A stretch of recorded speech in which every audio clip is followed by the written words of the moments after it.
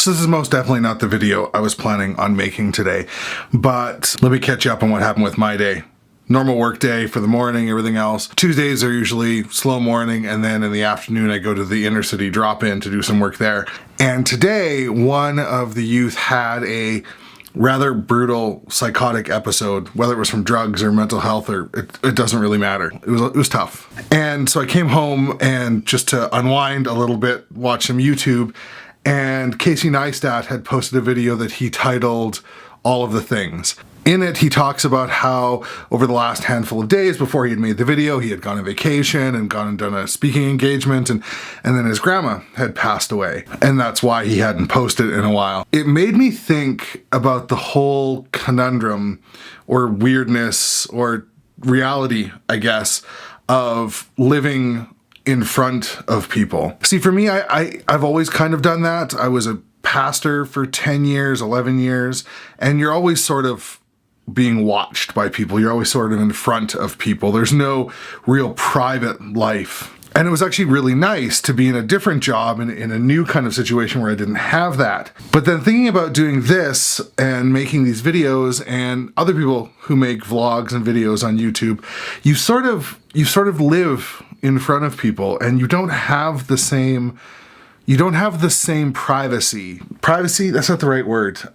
You just sort of have people that care about your life and want to know when you're gone or why you're gone, and they care, and that's beautiful and good. But it reminded me a lot of the idea that, you know, I'd have to go and I'd have to talk about what happened today, or I couldn't, and I could pretend that nothing was wrong, but I'd probably be off, and, you know, I'd be tense or weird or whatever. I was thinking about what Casey was doing and realizing that he has that responsibility. As an entertainer, I guess, he has that responsibility, or a community leader, community builder. I don't really know.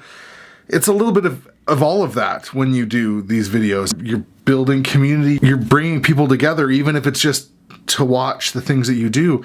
So you do live in front of people in a real way, which I guess is low-key celebrity a little bit, but I guess still celebrity. I mean, people know who you are, right? And it's weird to me, and maybe it shouldn't be weird to me. Maybe the whole idea of, the whole idea of certain things that are big things, like losing a loved one, that are private, maybe they weren't always private. Maybe that's the whole point. Maybe that's part of this new community expression, is that we're getting back to that sort of more communal living idea where the things that happen to me matter to you, even if they don't directly affect you, because it's part of this community. In the video, he goes and does a workshop, and then he goes surfing on a river by a dam, and it's really, really cool. And you can even see it when he mentions that his wife and his daughter are going to be meeting him on the other end of the ferry. And I remember thinking as I was watching the video, wow, he seems really,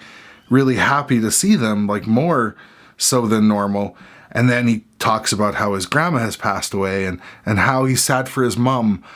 And I made me think of when my grandparents passed away and how more than anything I was worried about my parents. And it changed who I am. I mean, maybe not forever, maybe not permanently, but at least for a little while, it changed how I acted, how I thought, the choices that I made, the values I was putting forward. It refocuses you when crisis like that happens. And when there's people watching you and talking to you, or at least listening to you, they're going to care about those things, those little changes. And I think it's a good thing. I think there's something incredibly special about reclaiming that communal caring or that communal sharing of the big events that are going on. And there's probably people watching this video who I don't know. And yet, by me sharing this story and sharing about the things that I saw with someone else suffering, you're going to go and potentially watch that video now and then share in that. Or me sharing about my grandparents is going to make you think about stuff. And we start sharing this beautiful experience that realistically nowadays we tend to just keep private. And it made me really glad that I live life in front of you all, and it made me realize that it's a gift, not only maybe to you, because I don't know, maybe you get to look at my sexy face once a day or whatever, but that it's a gift to me too, because I know that I'm telling a story, even if it's just a little story, but then that story affects your story, and someone else's story that affects my story then affects your story. And with that, we build kind of a community or communal memory even. And I think that's special. I think that there's something really, really special about that. And I don't at all think that Casey will watch this video, but if you do, I'm thinking about you and your family and your parents, because I know what it's like to be the kid of someone who's lost their parents. Know that it's okay to be exhausted by that, even though someone else is suffering a lot too. And thanks for sharing your life with us. Thanks for sharing your life with me.